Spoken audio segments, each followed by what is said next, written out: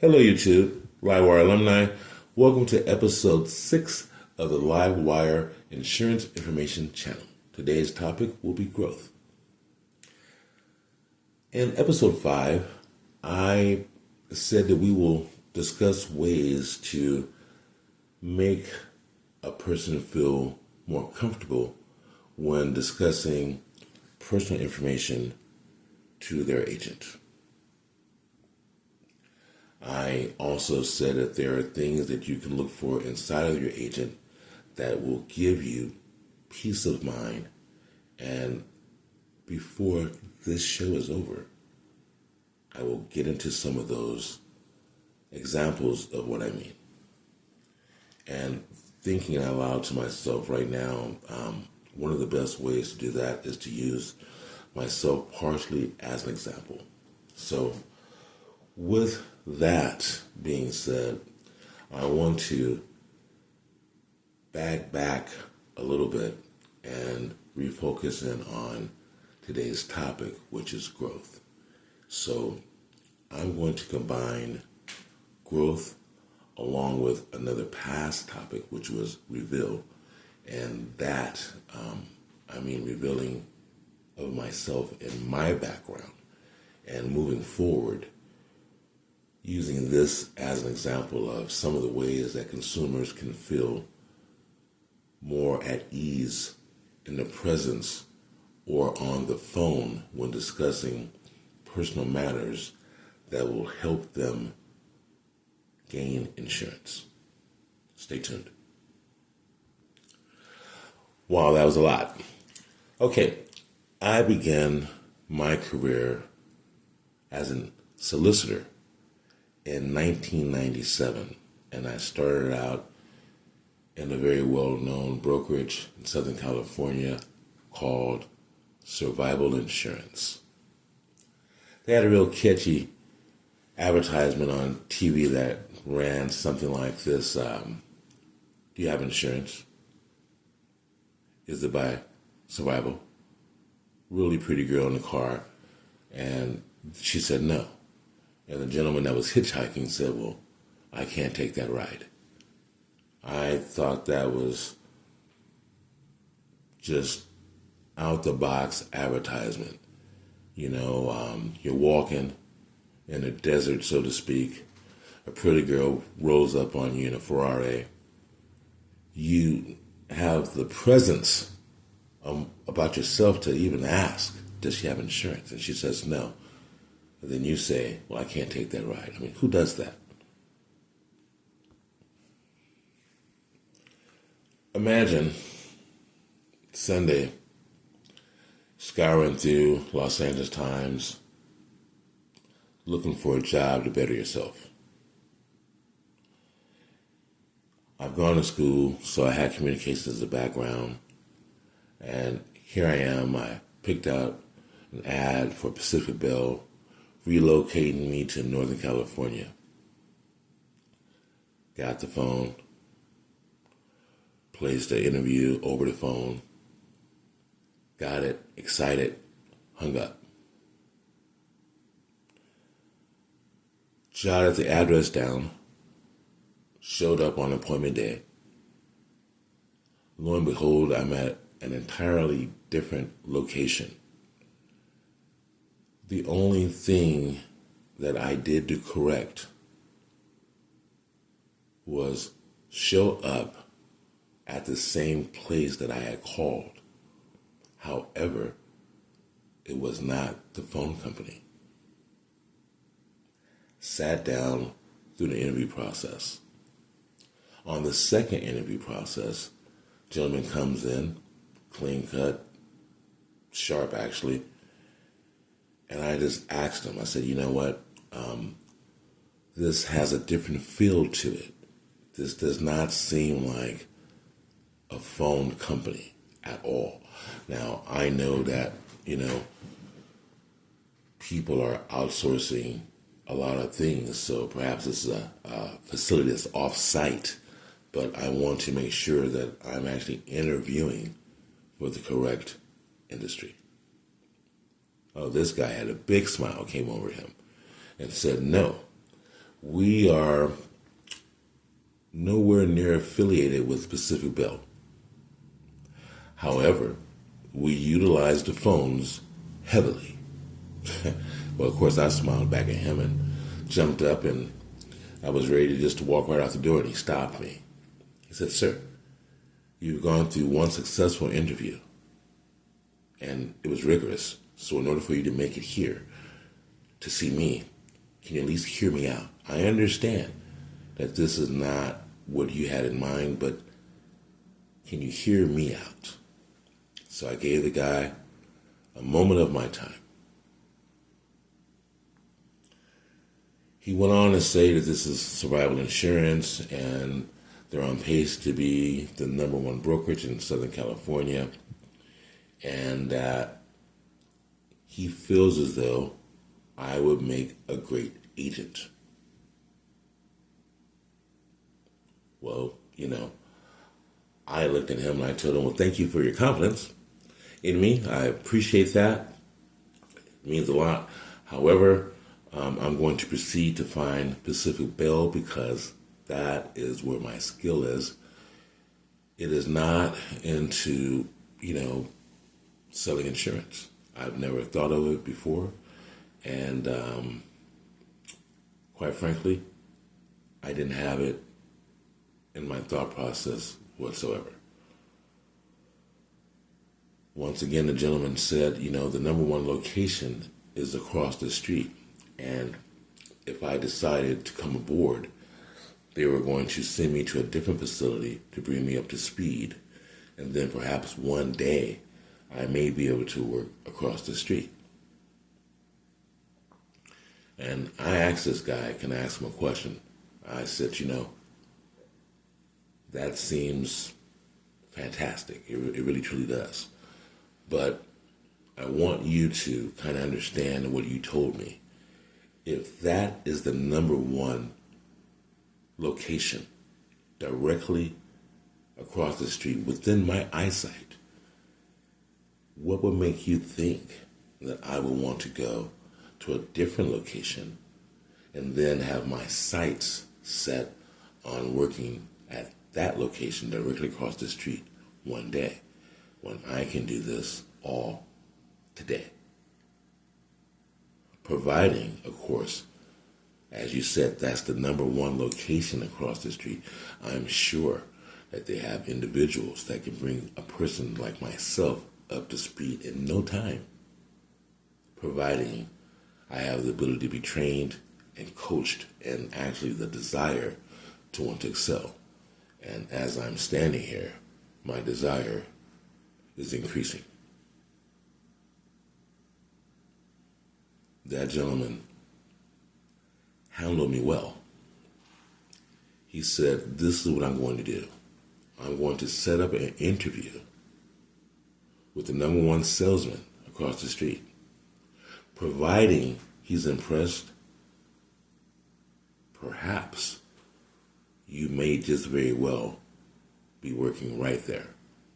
So I'm going to fast forward it for you guys. And I'm just going to tell you that the interview process, it went swell.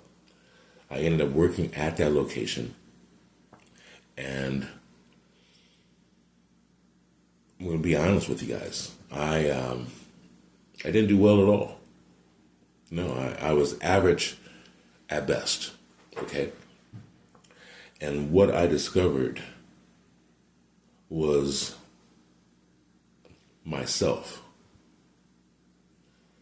Being average did not feel comfortable at all. And I had to grow. So there were things that I did to better myself. Now, I actually came up with an acronym called LFS. But I didn't realize that I had already applied it in my personal life. I had to see it through my wife, and I watched what she did, and that's how I really became aware of LFS. I will reveal what the acronym stands for, but right now I can tell anyone that is on this call that if you have LFS, any one of the three, you will not be successful. It is literally and scientific proven that you will not and cannot be if you have one, if not all three of the symptoms. So, going back to my intro and survival insurance, the question came up, and it was an odd question to me. The gentleman asked me, did I have $450, approximately, that's what I was going to need to become employed. Well, you know, I thought that was a real laugh. And I told him, well, even if I do,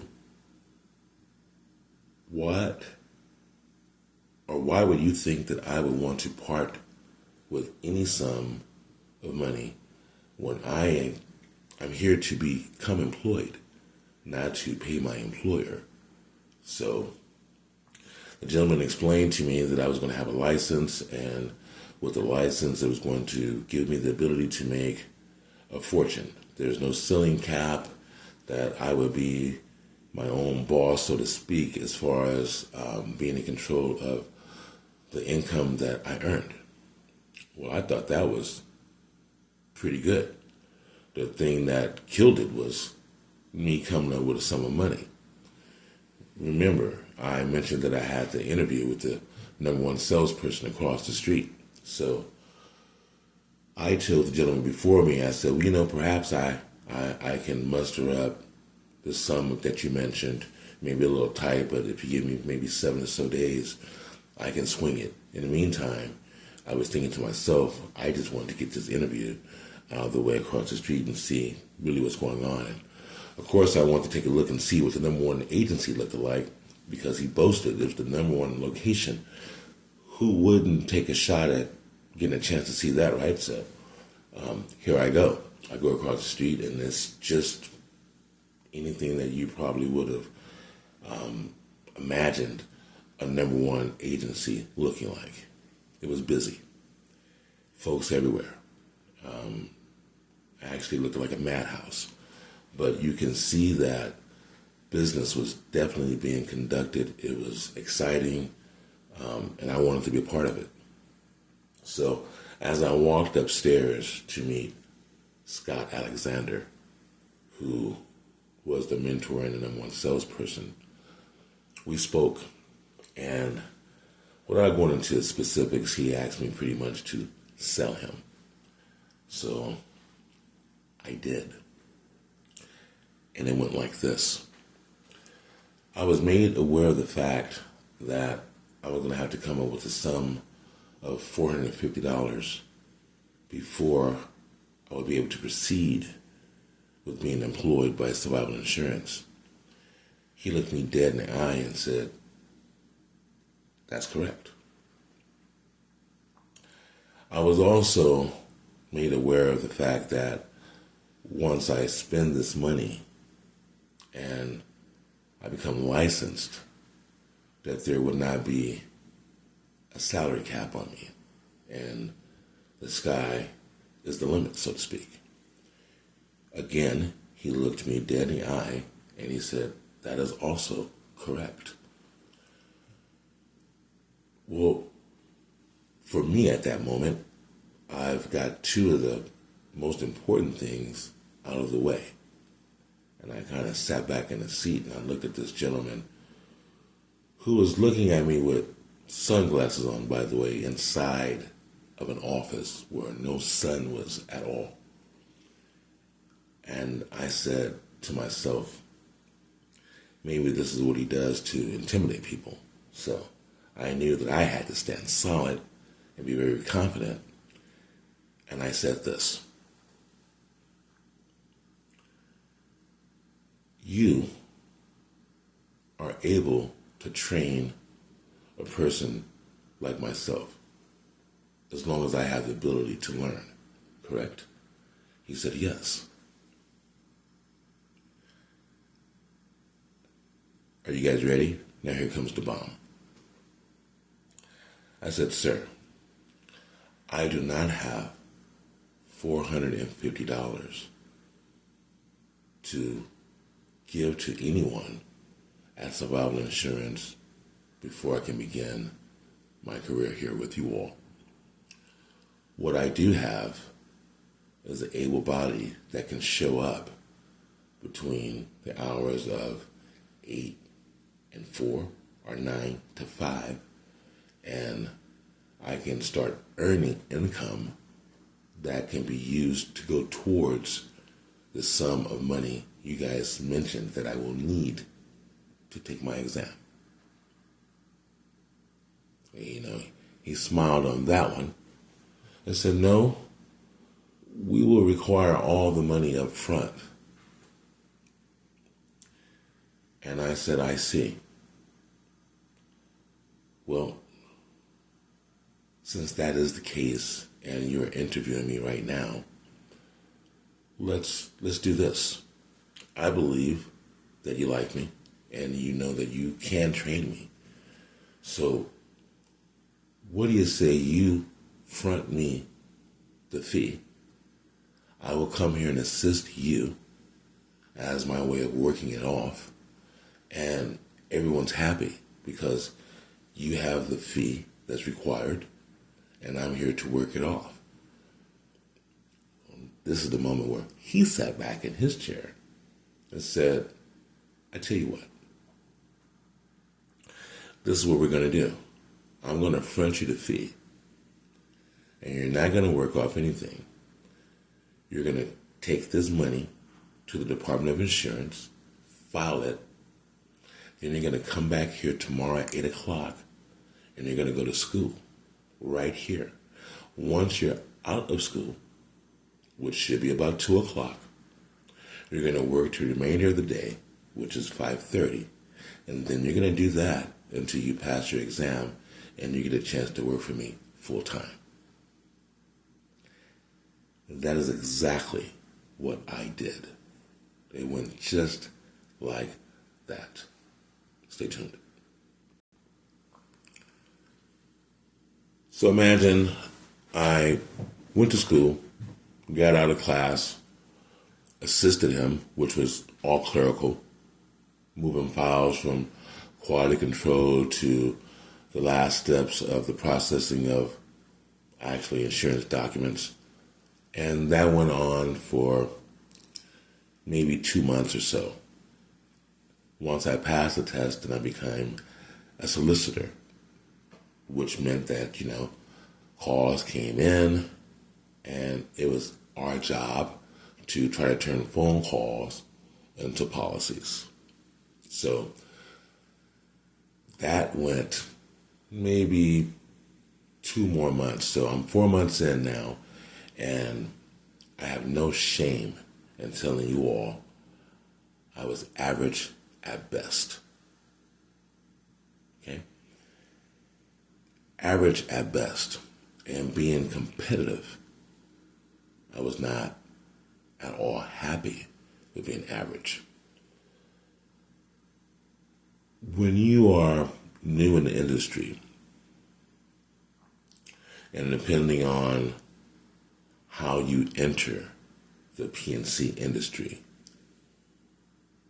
you have knowledge of bigger organizations, corporations, companies, the big names, the State Farms, the just big names, Farmers.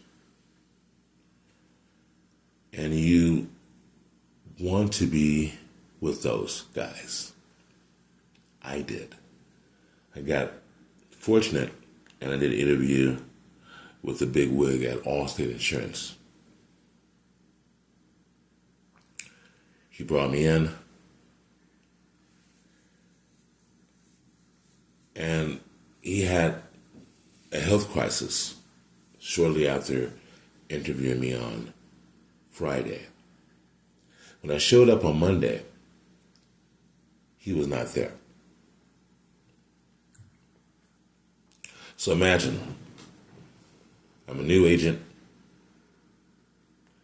I have literally 5 months with this license, and I'm sitting inside of an agency of a major player for a major corporation, and there's no one there at all to do anything.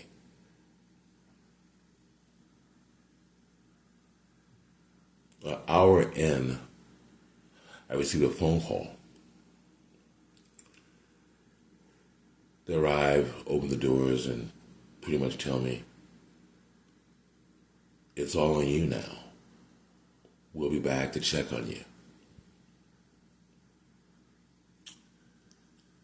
And I'm thinking, wow. So what did I do? I started looking around, and I noticed all of his awards and achievements. And there was another agent that shared the office. And I asked him, can you show me how to turn the computer on? This gentleman, he obliged me, and he did do that. But outside of that, he explained to me very clearly that he has his own agency to run, and sit tight. And he assured me that someone would be there to assist me on that side.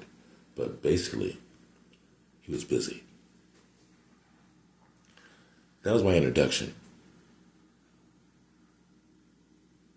The next day, faced with the same dilemma. The girls that worked inside of the office, there were two. I found out that they worked for both agents. So I leaned on the girls for the information, and I asked them, can you show me how to turn the computers on and how to navigate this, navigate through that? And their reply was almost similar. However, they were more friendlier towards me because they were not the actual principal. They had more time, and they told me, well, sure, we can help you.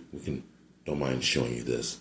And my boss had suffered a severe heart attack, and there was just no way that he was going to return anytime soon. That was the news that was revealed within the first 48 hours of me being here at this job, manning the post, so to speak.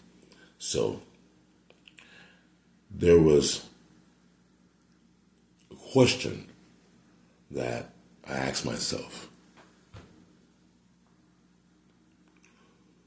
What do you do? Do you leave this job that you just got on Friday? You celebrated everything over the weekend. Monday, you came to work to find there was no one there. And Tuesday, you are aware of what happened to your boss, and your future is looking quite dim. What do? You have the opportunity. It's in your hand now. Stay tuned. Well, I'm going to tell you guys what I did. I seized the moment. What I did find out in the 5 months that I had my actual license for PNC, that in order to make the leap from newly licensed agent to bigger scaled insurance, you needed what they called experience, and I had none. Literally, I was shy of 15 months that they actually wanted. They wanted 2 years. I had almost 6 months. So being shy of 15 months was still being kind. knowing the opportunity that I had before me, just not knowing exactly how to execute it was the only dilemma that I had. But, ladies and gentlemen, let me just share this with you. The desire was burning me up. There was just no way that I was going to allow this opportunity to slip from me simply because of fear. I could not let fear run me away from the best opportunity that a young agent can possibly walk into. Sure, the ideal situation, you would have the mentor there to mentor you. But what if you were able to save his agency? I mean, what kind of hero would you be to this family, to yourself, and to your own family? I took that in and I welcomed that challenge. And let me just tell you guys this here. I maintained his agency within the top 5 out of 36 agents. And not only did he sustain the book of business that was there prior to my arrival, but I grew it. I became quite comfortable and knowledgeable over a course of time by looking at all of the groundwork he had just laid around the agency available to me. I was able to study how he executed his policies, and I saw the way that he quoted individuals. The only thing was lacking was the language that he used. So I kept it right by the book, meaning I knew the terms and terminology of all insurance, and that was my conversation towards the clients. I spoke very clearly and slow enough to where if they had a question, I wanted to make sure that they understood what it was that I was saying, and vice versa.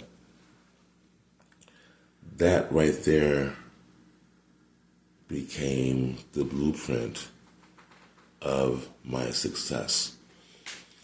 So the fear was never there.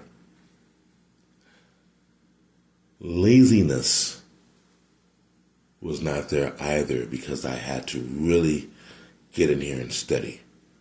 They did not make it easy. When I spoke to the first representative from Allstate, Eric Lopez, we were on the Queen Mary, and I asked him, I said, I understand that my boss has suffered a heart attack and he may not be coming back anytime soon. So can you help me and give me some books and things of this nature to point out? And he looked me dead in my eye and told me, no, that is not my job. In fact, we're about to start winding the agency down if, in fact, he's unable to return. Remember, I spoke of those opportunities, and I spoke of laziness, and I spoke of fear. Well, now I'm going to speak of shame, and I had none. I said, sir, you cannot possibly be thinking of closing down the agency because I'm employed there. And he said, I can and we shall. Because if no one in the family has a license to sustain the agency. It's unfortunate because he's a very, very, very loved producer. But the protocol states we must close it.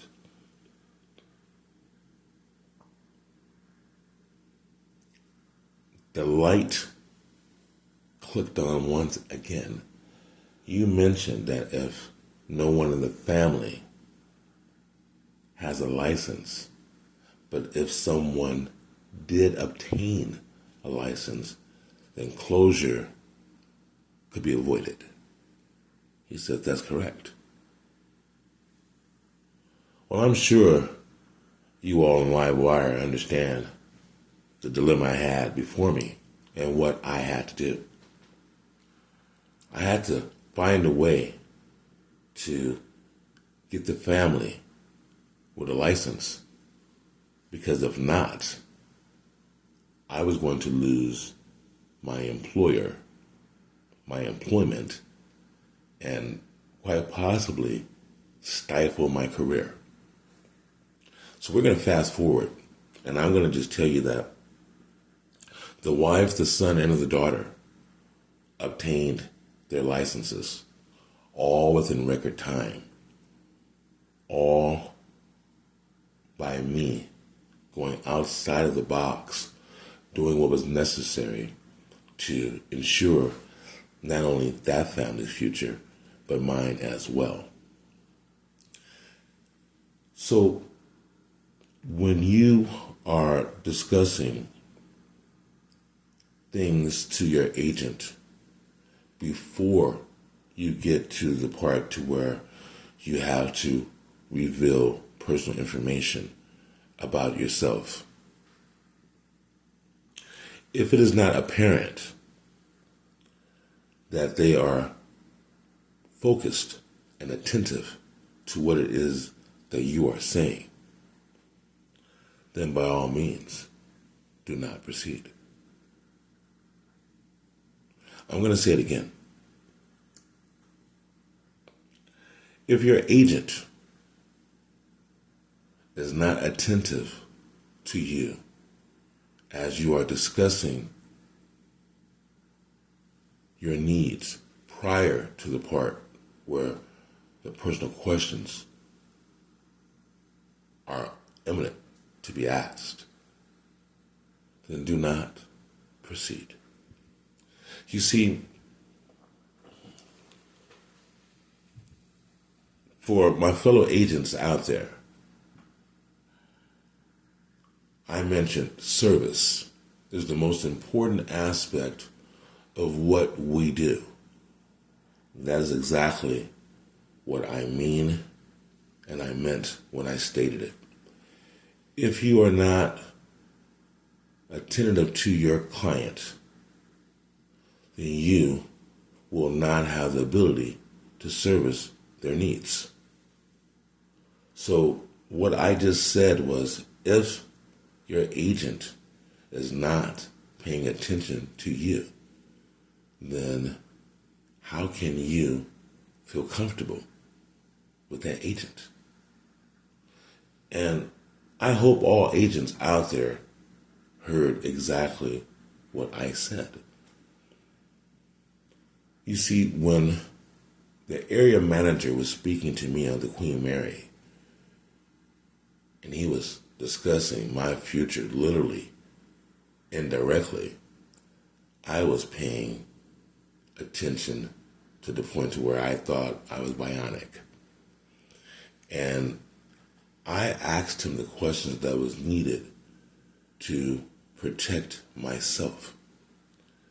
And we discussed personal situations such as closure, lack of employment, no income, failure to your family. All of these things were flashing before me as he was talking. However, I was paying close attention as he was paying attention to me as well. What ended up happening after that discussion we had there on the Queen Mary was he ended up giving me a business card, and he told me to call him. which I did. The next thing he told me to do was to leave my agency and come and see him before normal business hours. So I did not.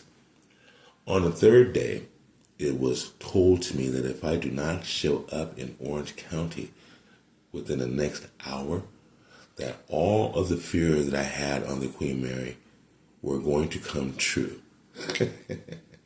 So I turned the phones over to our support and proceeded to Orange County. And I was greeted with some, how would I say it, expectations. And these expectations were high. In this meeting, I was told what was needed for me to do. I had to produce, and I had to produce consistent numbers for a period of time, 18 months to be exact. That's exactly what I did. Not only did I produce the numbers, I exceeded the amounts that were given to me. Allstate granted me with my own agency. And my height before the inception of my own contract, not only did I run the present agency, but I ran the Carnet agency as well, simultaneously. Before I opened the doors of my own location, I maintained the status of 2 agencies within the top 5 of a 36 market. Now, to you all, that may not seem like a lot, but let me recap it. 5 months with an agency experience from substandard to standard. Maintained 2 agencies, top 5 pure for 18 months before opening the doors to my own agency in 2000. Back in 1999, they used to have discussions of the Y2K, where, the internet was going to explode. I dubbed myself as the Y2K. I was the explosion. I was the new person on the scene. And so we opened up our agency in the city of Huntington Park. There was no top brand insurance agency anywhere in the area.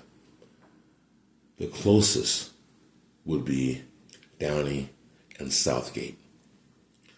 I launched Allstate Insurance Agency, Williams Insurance Agency, in Huntington Park on a street called Pacific Boulevard. As I mentioned, there was no Allstate, State Farm, Farmers, any of the big boys, Century 21, Progressive, Geico. I can go on and on and on. No name players there. So I pioneered the entire area. Today, you will find that anyone is located inside Huntington Park. And I'm very proud and pleased to say that we put Huntington Park on the map, which is the reason why my brokerage is called Premium Pacific Insurance Services. Premium, number 1, and it is also the sum that you pay for your insurance. Pacific, the street that my first office was located on, Allstate Insurance. The vision, we want to be as big as Pacific Ocean, with our clients trust the same depth. We believe in you as you believe in us. Pride in our service. That is the slogan for the agency. And we're going to go worldwide with your help. So when I speak of growth, which is the topic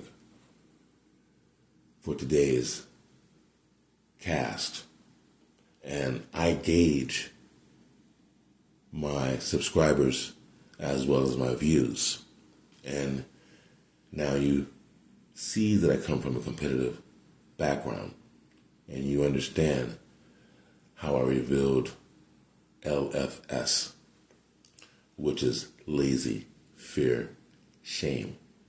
It doesn't quite come to play until I mention seeing it. My wife did it. Now, my agency was brand new in Huntington Park, and it is a predominantly Hispanic area. There were obvious language barriers and just things in general that I had to overcome in order to get this entire community to trust me. One Saturday morning, we went to the beach for a walk, and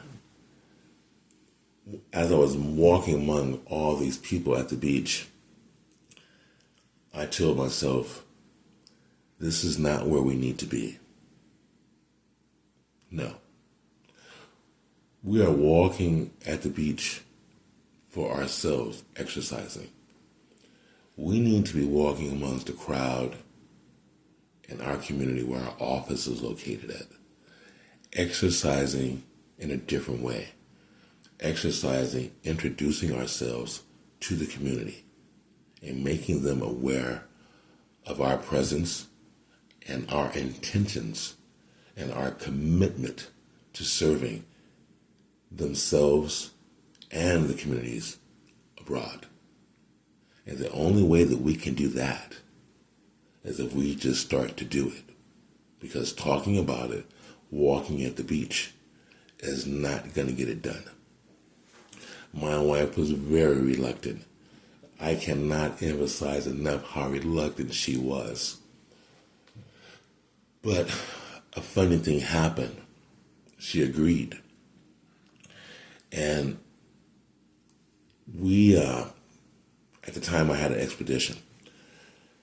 When I opened up the back of the expedition, I grabbed the merchandise that we had, and Allstate, fabulous job, and giving us all the advertisement that we could possibly need on every line, and it was bilingual information. And there was a show on TV, Sábado Gigante, that used to air, and it would speak of Allstate. And well, I used that and all the merch that I had available, and we literally just hit the streets just like politicians would do, very similar fashion. And as I mentioned, my wife was very, very reluctant, did not want to do this at all because of the language barrier, and she was unsure of how she was going to receive, and if someone should speak to her, how is she going to communicate? And, she spoke of all these things to me, and I looked at her, and I not having no other choice and no other answer, I said, we're going to be fine. I mean, what are we going to do? We have a 2-year lease, and this is it. So, I mean, this is going to happen, and trust me, we're going to do great. I had no idea just how great we were going to do. So my wife gets out, and she's on one side of the street, I'm on the other side of the street. I have my daughter, and she has my son, and we're cruising. Okay, the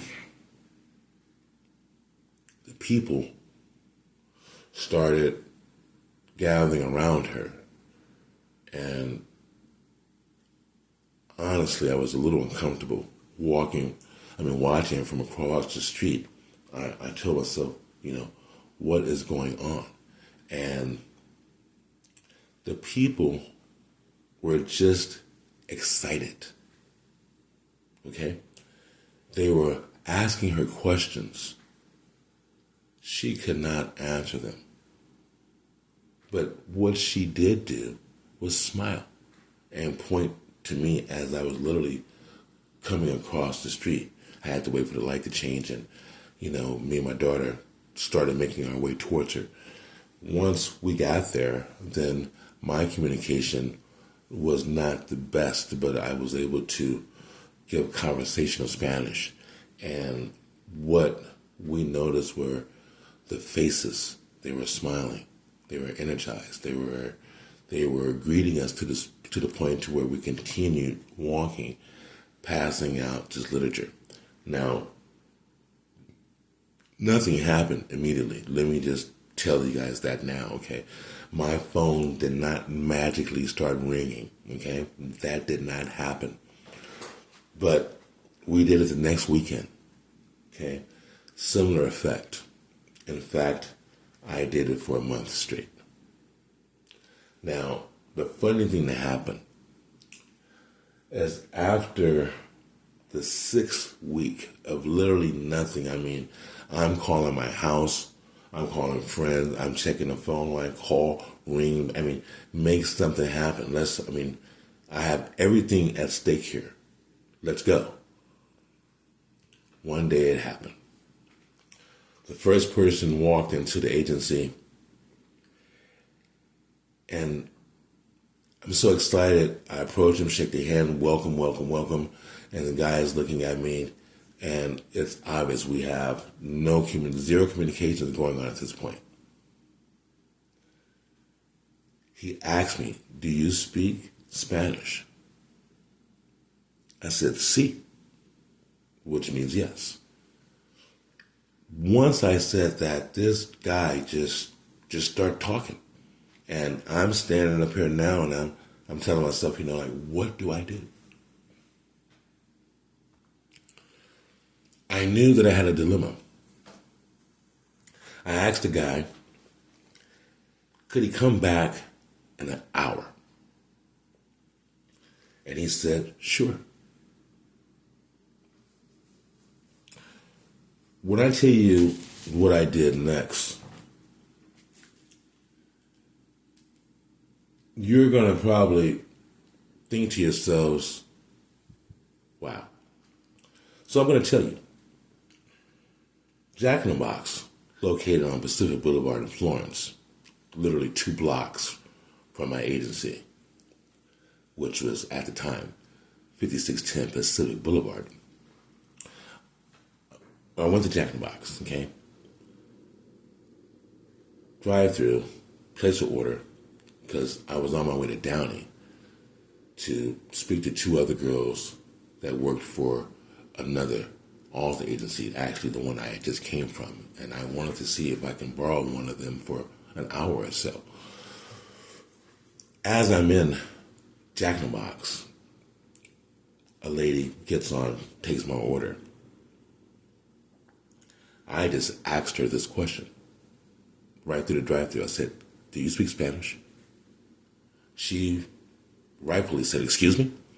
I asked her, "Do you speak Spanish?" She said, "Yes." So I asked her, I said, "Can you literally just repeat everything that I said back to me in Spanish?" It's not as if I understood it, but I wanted to see, could she do it? She did it. I drove right through the window, and I asked her, I said, "What time do you get off work?" And, she was looking at me again, excuse me, and I told her, I said, "Listen, I understand that this is strange, but I literally just opened up an Allstate insurance agency less than a month ago, right down the street. And this is my address, this is who I am. I assure you that I'm a businessman and I'm bringing you no harm at all. But what I would like to do is discuss an opportunity with you. And if you think that this is something that you may want to do, then please, by all means, come and see me." So just before I drove off, I realized that wasn't good enough. I wasn't in a position to take a chance to see if she would take a chance on me. So I sweetened the pot a little bit. I asked her if she didn't mind telling me what she made per hour. Now, I had a pretty good guess in mind about what she made. It's fast food, and this is 2000. So I told her that I will guarantee an additional $5 on top of whatever she's making. She smiled. I smiled. She showed up. I employed her. Her first job was translating this insurance for the gentleman that was there. Now, mind you, that's all that she was able to do. Desperate situation. Out of the box thinking. Client satisfied, pleased. Witnessed what I had to do in order to service him, because she stood there, standing in her uniform. He was smiling, she was smiling, and you know I was smiling.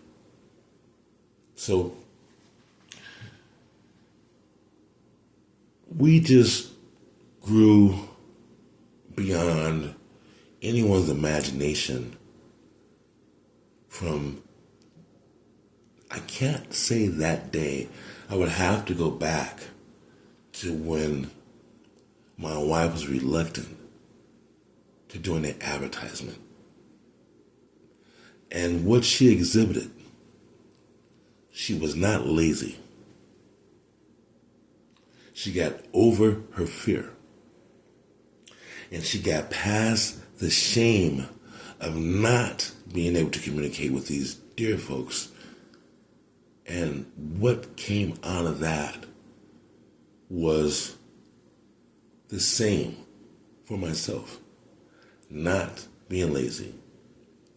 Not having any fear of offering this great lady, Nancy Cordero, an opportunity of her lifetime. And not having any shame expressing how I do not believe that I can get past this day without her.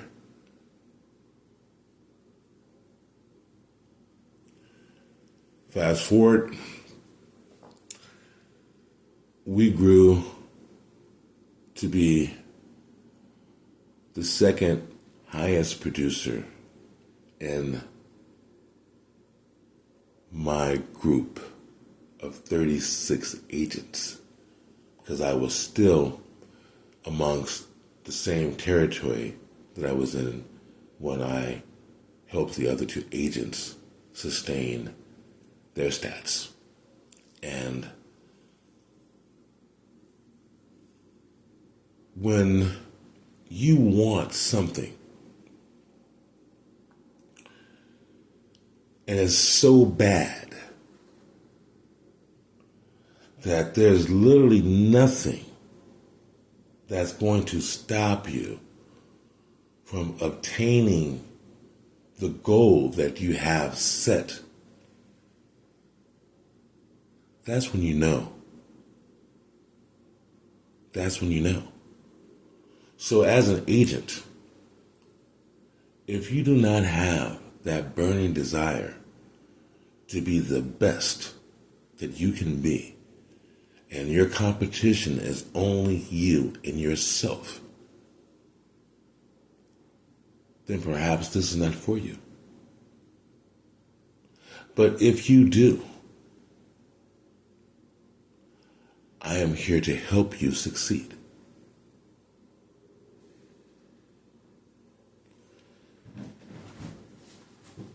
Your agent will do everything within their means to help you acquire and achieve your goal of being insured.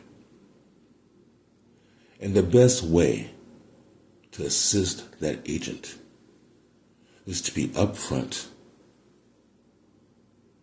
and trust the agent with the necessary information that is needed for them to deliver the policy that you want in your hand.